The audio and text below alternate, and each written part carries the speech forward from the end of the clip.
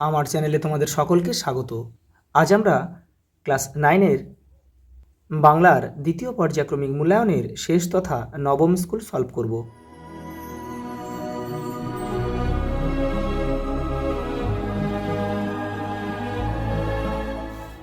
রাধারানীর মা মোকদ্দমা হেরেছিল কোথায়? হাইকোর্টে। ভারতীয় মক্তব মাদ্রাসায় যে ভাষা প্রচুর পরিমাণে পড়ানো হয়েছিল তা হলো আরবি। তারাও এদের খুব ঘৃণা করে, শ্বেতাঙ্গদের। আকাশে সাতটি তারা কবিতায় কবি কিসের মৃদু ঘ্রাণের কথা বলেছেন? মুথা ঘাস। পরেটা দেখো, সান্ধ্য নদীর হাওয়া ছুটে আসে ছায়া নামলে। আরগাসের চশমার পাওয়ার ছিল -20। আপন শব্দটি পরস্পর অর্থে কোন সর্বনামে ব্যবহৃত হয়? এটা হবে আত্মবাচক। জ্যোৎস্না শব্দটি হলো তো অর্ধ তৎসম শব্দ। তার উল্লেখ্য এ স্থলে নিষ্প্রয়োজন। কাদের কথা বলা হয়েছে? আলাল ও আলালের ঘরে দুলাল ও হুতম, হুতম পেঁচা নকশা। তার সঙ্গে বনিয়ে চলা অসম্ভব। কার সঙ্গে কেন বনিয়ে চলা অসম্ভব? দেখে নাও। এই দেখো, তার সঙ্গে বনিয়ে চলা অসম্ভব, এটা পুরোটা লিখবে। ক্ষুদ্র বুদ্ধিটুকুতে ইহা বুঝিতে পারিল, কে কি বুঝতে পারল? রাধারানী বুঝতে পেরেছিল। দেখো, রাধারানী কে বুঝতে পেরেছিল? রাধা রানী। কি বুঝতে পেরেছিল? চেনা মানুষ নয়, চেনা মানুষ নয় কিন্তু দয়ালু লোক, কিন্তু দয়ালু লোক। নেভে না তার যন্ত্রণা যে কিসের যন্ত্রণার কথা বলা হয়েছে? মাতৃভূমি থেকে বিচ্ছিন্ন হওয়ার যন্ত্রণা। এরই মাঝে বাংলার প্রাণ। বাংলার প্রাণ কিসের মধ্যে আছে? এই দেখো, এইটা এখান থেকে এই পর্যন্ত।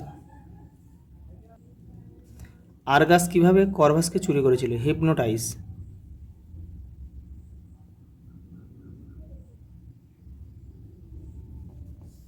খণ্ডিত শব্দ কাকে বলে?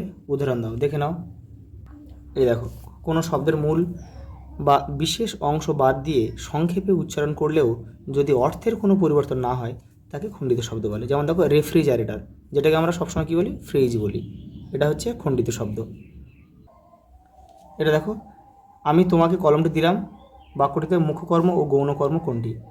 এখানে কলমটি হচ্ছে মুখ্যকর্ম আর তোমাকে হচ্ছে গৌণকর্ম। দেখো, এই প্রশ্নটা কিন্তু আগের সেটগুলোতে রয়েছে, তোমরা একটু দেখে নিও। একজন প্রকৃত সিংহীর প্রয়োজন, উদ্ধৃতাংশটি উৎস কি? দেখো, এটা তোমাদের 221 নম্বর পেজে রয়েছে। দেখো, এখান থেকে এটা পড়ে লিখবে। কে এখানে হারিয়ে গিয়েও আবার ফিরে আসে? দেখে নাও, 65 নম্বর পেজে রয়েছে। এই দেখো, কে এখানে হারিয়ে গিয়েও আবার ফিরে আসে, এখান থেকে এই পর্যন্ত লিখবে। পরেরটা দেখো, আকাশে সাতটি তারা কবিতায় কবির প্রকৃতি চেতনার যে পরিচয় পাওয়া যায়। দেখো, 54 নম্বর পেজে রয়েছে। এই যে 3-এর দাগেরটা এবারে রয়েছে কিন্তু।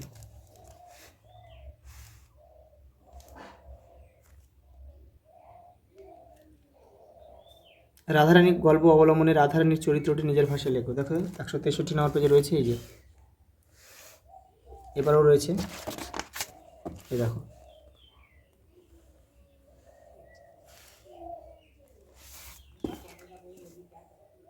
সংস্কৃত ভাষা আত্মনির্ভরশীল। লেখক সংস্কৃত ভাষাকে কেন আত্মনির্ভরশীল বলেছেন? দেখো, এটা 190 নম্বর পেজে রয়েছে।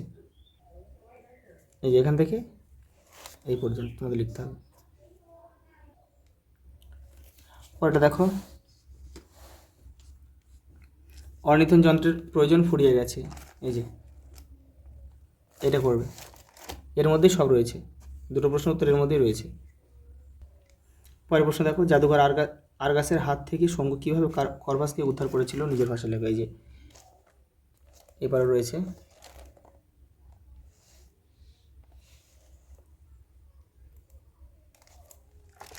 লাস্ট দেখো সারাংশ আর ভাবার্থরা, এটা তোমরা কিন্তু নিজেরা করবে। তোমাদের কিন্তু সব স্কুলগুলো কমপ্লিট হয়ে গেল। তোমরা ভিডিওগুলো দেখতে চ্যানেলের প্লেলিস্টে যাবে, ওখানে কিন্তু সব ভিডিওগুলো দেওয়া আছে। আজ এই পর্যন্ত, দেখা হবে পরের ভিডিওতে।